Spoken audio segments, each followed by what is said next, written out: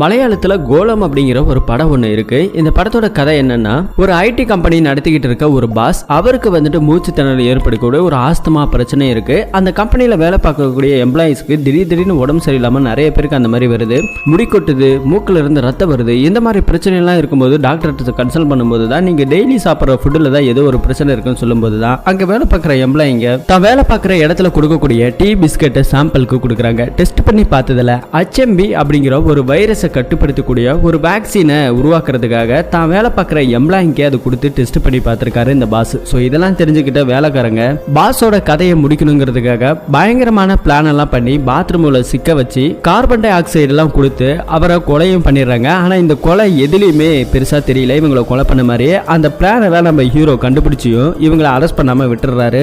அந்த ரிசர்ச்சையும் ரெண்டாவதா ஒருத்தர் பார்ட்னர் வந்தாரு, அவரையும் போட்டு தள்ளுறதுக்காக எம்ப்ளாயிங்க பிளான் பண்ணிட்டாங்க. அதே எல்லாமே பார்ட் 2 லீட கொடுத்து தான் இந்த